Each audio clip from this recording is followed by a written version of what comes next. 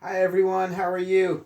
Hey, if you notice that my glasses are a little dark, that's because I have these cool things called transition lenses, and they change when I go outside to be in the sunshine. And you could probably tell I was outside in the sunshine. It is a sunny day right now. But my lenses, let's give them a chance to transition back. Let's be patient with my lenses. Let's give them some time to transition back to normal. So as I'm looking at this angle, this is probably what you're used to seeing because you're little people and you're always, down on the floor sometimes when I'm teaching. So I figured this is probably the angle I'm seeing right now is probably an angle that you're used to seeing me when I'm teaching, which is pretty interesting to see things from your perspective. But anyhow, just wanted to go over a quick math lesson. I'm going to be sending this to your parents for your math lesson today. And right now it's called inverse subtraction practice. And I'm going to go over the instructions right here. It says the missing number in these subtraction problems all come at the beginning of the number sentences. Can you work backwards using the inverse operation, addition, to complete each problem? Give it a try. But before I go over what that is, the word inverse, do you know what it means? Talk to your parent, see if you could figure it out. Inverse, what does inverse mean? Pause the video if you need to. But I'm going to go ahead and tell you what inverse is. Inverse basically means opposite.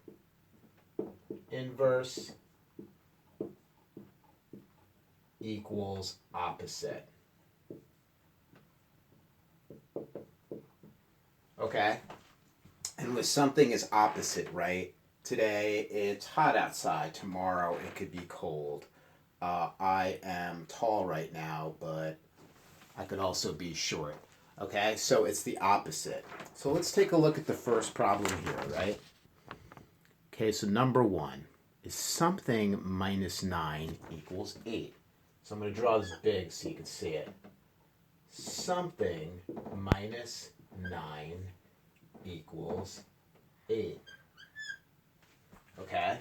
Now, we have to figure out, this is the unknown, what this is. We don't know what that is. You may know it off the top of your head what that is, but right now we're just going to assume you don't know what it is. So to be able to figure that out, you want to take these two numbers right here and add them together. And let me show you. So 9 plus 8 is equal to, and I know this because I've memorized these and I just know it automatically. And it's my goal that you know it automatically too by the end of the school year, by June. Okay, so 9 plus 8 is equal to 17. So if 9 plus 8 is equal to 17, then 17 minus 9 must be equal to 8. Isn't that cool how we do that? Okay, I'll take us through one more. Ready? Okay, so let's look at number 2.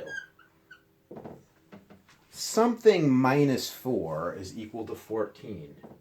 Something minus 4 is equal to 14. Okay? So let's say we don't know that off the top of their head. Let's say we need to figure that out. We just don't know it. Okay? So now we can do 4 plus 14 is equal to, okay, and you could start at 14 if that makes you feel more comfortable. I know some of you start with the larger number and then count off 4. 15, 16, 17, 18. Okay, so that took me to 18. So if 4 plus 4 is 18, then 18 minus 4 is equal to 14. Okay? So that's pretty straightforward, I think. There are 18 of these problems right here.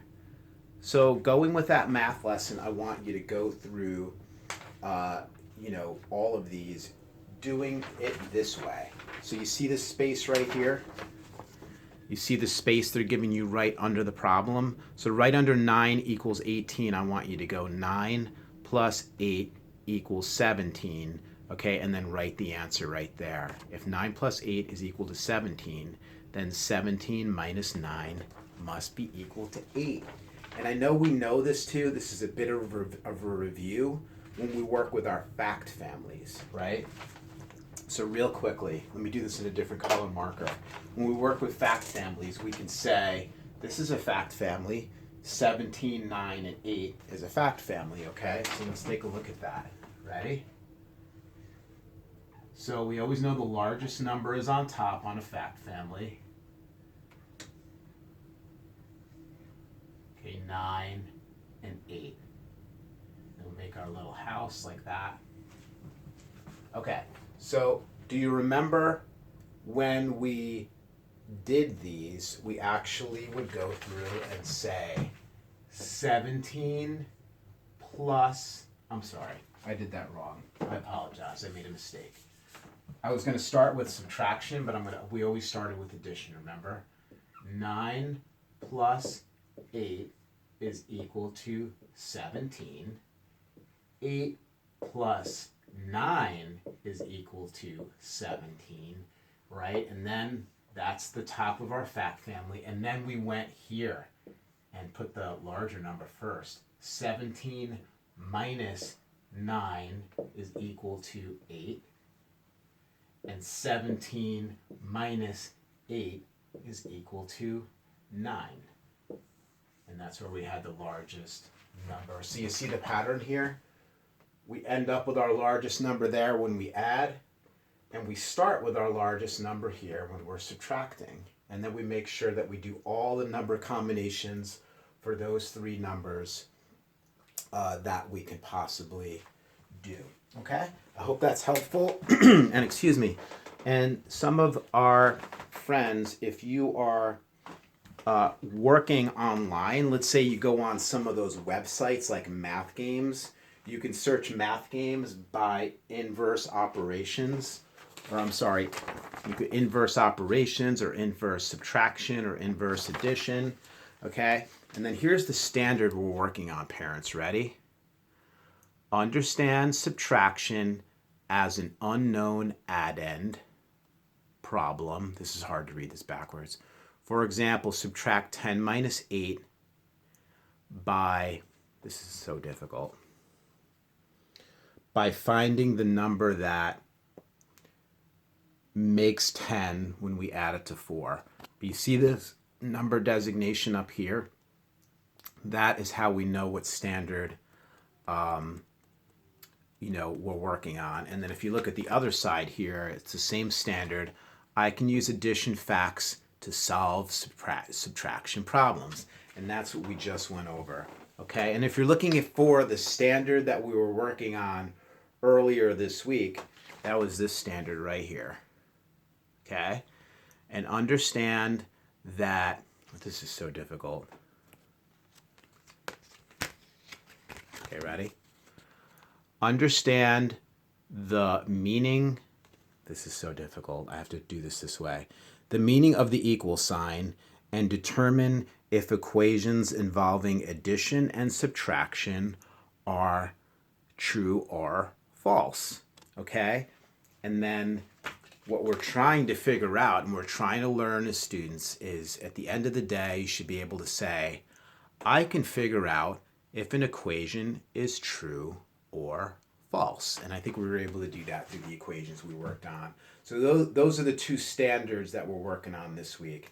This is the one we were working on the last few days.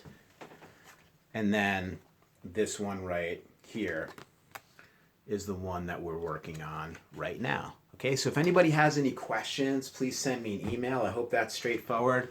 But your goal today is to finish this sheet. And it'd be a great idea to just take a picture of it once you're done with it, to send it off to me here. I think that's the best way right now for me to see the work that you're doing. But we're going to have a teacher meeting tomorrow morning to talk about what that looks like, so that we have the best, most perhaps consistent way that all teachers in elementary school are seeing student work. That might be the best way, but we're going to talk about that and we'll figure it out. All right, thanks. Have fun with your math, all right? Remember, inverse means opposite.